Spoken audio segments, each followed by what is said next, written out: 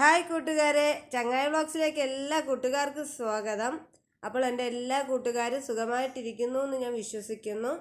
അതുപോലെ തന്നെ ഇവിടെ എനിക്ക് പ്രത്യേകിച്ച് വിശേഷങ്ങളൊന്നുമില്ല, നല്ല മഴയും കാര്യങ്ങളൊക്കെയാണ് ഇവിടെ. അപ്പോൾ ഞാൻ ഇന്ന് വന്നിട്ടുള്ളത് വറുത്ത അരിപ്പൊടി വെച്ചിട്ട് നമുക്ക് നല്ല സോഫ്റ്റ് ഇഡ്ഡലിയും ദോശയൊക്കെ ഉണ്ടാക്കിയെടുക്കാൻ പറ്റുന്നൊരു മാവിൻ്റെ റെസിപ്പിയുമായിട്ടാണ് കേട്ടോ. അപ്പോൾ എൻ്റെ എല്ലാ കൂട്ടുകാരും ഇതൊന്ന് കണ്ടതിന് ശേഷം ട്രൈ ചെയ്ത് നോക്കണം. അതുപോലെ തന്നെ എൻ്റെ വീഡിയോ ഫുൾ വാച്ച് ചെയ്തതിന് ശേഷം എന്നെ സപ്പോർട്ട് ചെയ്യാനും മറക്കരുത്. എൻ്റെ ചാനൽ പുതുതായിട്ട് കാണുന്ന കൂട്ടുകാരുണ്ടെങ്കിൽ വീഡിയോ ഇഷ്ടമായാൽ നിങ്ങൾക്ക് ഉപകാരപ്രദമായെന്ന് തോന്നുന്നുണ്ടെങ്കിൽ എന്നെ സപ്പോർട്ടൊന്ന് ചെയ്തേക്കണേ. അപ്പോൾ ഇതിനാവശ്യമായിട്ടുള്ള ഒരു കിണ്ണി അളവിൽ ഞാൻ ഉഴുന്നെടുത്തിട്ടുണ്ട്. അതൊരു പാത്രത്തിലേക്ക് ഞാൻ ഇട്ട് കൊടുക്കുന്നുണ്ട്. ഇനി ഇതിലേക്ക് ഞാൻ കുറച്ച് വെള്ളം കൂടി ഒഴിച്ചു കൊടുത്തതിന് ശേഷം കുറച്ച് പച്ച ഉലുവ കൂടി ഞാൻ ഇതിലേക്ക് ഇട്ട് കൊടുത്തിട്ടുണ്ട് കേട്ടോ. വറുത്ത ഉലുവയല്ല ഞാൻ ഇട്ടത്, പച്ച ഉലുവയാണേ. ഇനി നമുക്ക് ഇതിനെ ഒരു 2-3 മണിക്കൂർ റെസ്റ്റ് ചെയ്യാൻ വെക്കാം കേട്ടോ. അപ്പോൾ നമ്മുടെ ഉഴുന്നെല്ലാം നല്ലതുപോലെ ഒന്ന് കുതിർന്ന് കിട്ടിയിട്ടുണ്ട്. ഇനി ഒരു മിക്സിയുടെ ജാറിലേക്ക് നമുക്ക് ഇതിനെ ഒന്ന് മാറ്റി കൊടുക്കണം. അപ്പോൾ ഞാൻ ഉഴുന്നൊക്കെ മിക്സിയിലേക്ക് മാറ്റി കൊടുത്തിട്ടുണ്ട്.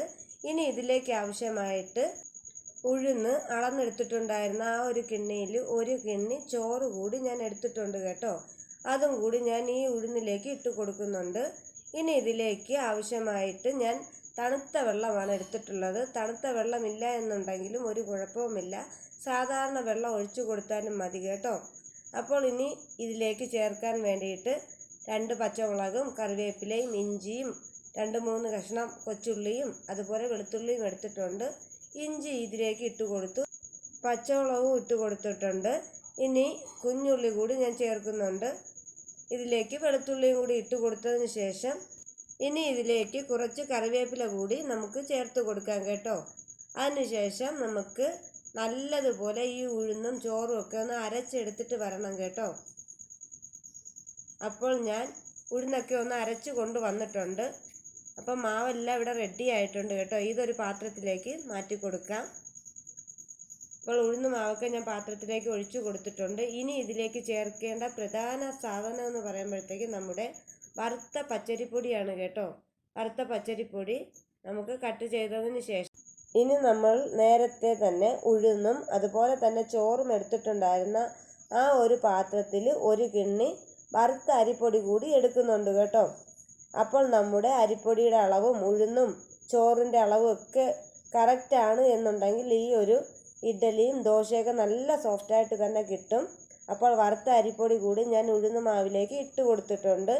ഇനി ഇതിലേക്ക് കുറേശ്ശെ ആയിട്ട് വെള്ളം ഒഴിച്ച് കൊടുത്തിട്ട് കൈ കൊണ്ടാണ് ഞാൻ ഇപ്പോൾ മിക്സ് ചെയ്യുന്നത്. നിങ്ങൾക്ക് ഇതുപോലെ കൈ കൊണ്ട് മിക്സ് ചെയ്യാൻ ബുദ്ധിമുട്ടാണ് എന്ന് തോന്നുന്നുണ്ടെങ്കിൽ മിക്സിയുടെ ജാറിലേക്ക് ഇട്ട് കൊടുത്തിട്ട് ഒന്ന് കറക്കിയെടുത്താൽ മതി കേട്ടോ. അപ്പോൾ വെള്ളം ഒറ്റയടിക്ക് അങ്ങ് ഒഴിച്ചു കൊടുക്കാനും പാടില്ല, എന്നെങ്കിൽ നമ്മുടെ മാവ് പരുവത്തിന് കിട്ടത്തില്ല കേട്ടോ. കുറേശ്ശെ ആയിട്ട് ആവശ്യത്തിന് മാത്രം വെള്ളം ഒഴിച്ചു കൊടുത്ത് ഇതുപോലെ ഒന്ന് അതിനെ കുഴച്ച് നല്ല പരുവത്തിന് എടുക്കണം കേട്ടോ. അപ്പോൾ നമ്മുടെ ഇഡ്ഡലി മാവൊക്കെ കട്ടയൊന്നും കെട്ടാതെ തന്നെ നല്ലതുപോലെ ഞാൻ ഇവിടെ ഒന്ന് കുഴച്ചെടുത്തിട്ടുണ്ട് കേട്ടോ.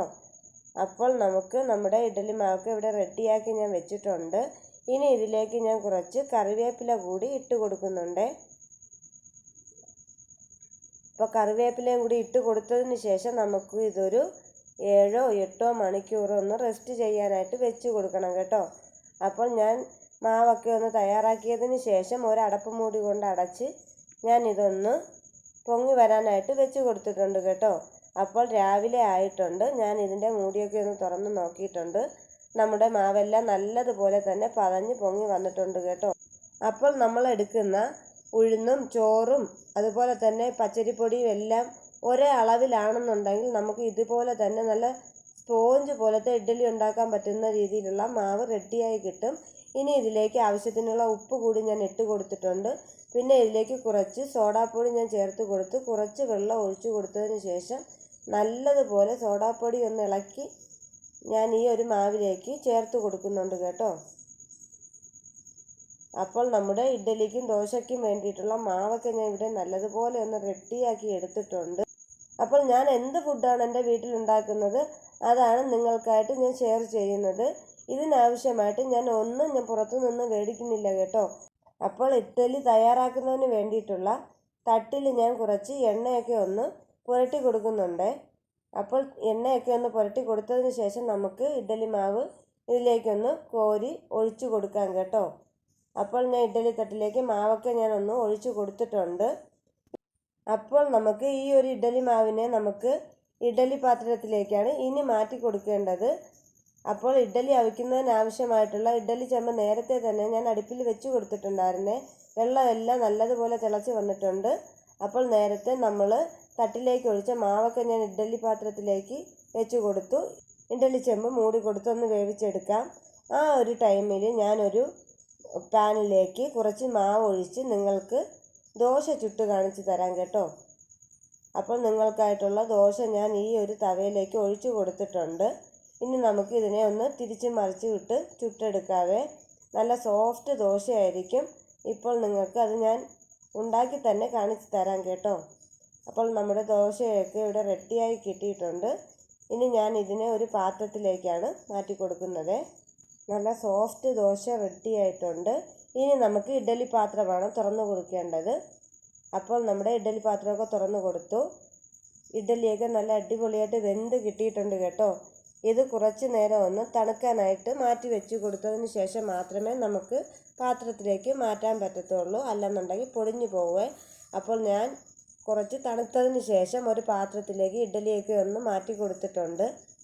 അപ്പോൾ എൻ്റെ എല്ലാ കൂട്ടുകാരും ഇതൊന്ന് ട്രൈ ചെയ്ത് നോക്കണം. നിങ്ങൾക്ക് വീഡിയോ ഇഷ്ടമായാൽ എന്നെ സപ്പോർട്ടും ചെയ്യണം കേട്ടോ. അതുപോലെ തന്നെ എല്ലാ കൂട്ടുകാർക്കും ഈ ഒരു ഇഡ്ഡലി റെസിപ്പി ഇഷ്ടമായി കാണുമെന്ന് ഞാൻ വിശ്വസിക്കുന്നു. അങ്ങനെ നമ്മുടെ സോഫ്റ്റ് ഇഡ്ഡലിയും ദോശയും ഒക്കെ ഇവിടെ റെഡിയായി കിട്ടിയിട്ടുണ്ട്. അപ്പോൾ ഇതിൻ്റെ കൂട്ടത്തിൽ കഴിക്കാനായിട്ട് ഞാൻ ഇഞ്ചിയും പച്ചമുളകൊക്കെ വെച്ച് അരച്ച് കൊടുത്തിട്ടുള്ളൊരു വെള്ള ചമ്മന്തി കൂടി ഉണ്ടാക്കിയിട്ടുണ്ട് കേട്ടോ. അപ്പോൾ ഈ ഒരു ഇഡ്ഡലിക്കും ദോശയ്ക്കും വേണ്ടിയിട്ട് നല്ല ചമ്മന്തിയാണ് നമ്മൾ ഉണ്ടാക്കേണ്ടത്. നല്ല ടേസ്റ്റാണ് ഈ ഒരു ചമ്മന്തിയും കൂട്ടി ഇത് കഴിക്കാനായിട്ട്. അപ്പോൾ എൻ്റെ എല്ലാ കൂട്ടുകാരും ഇത് ട്രൈ ചെയ്ത് നോക്കത്തില്ലേ?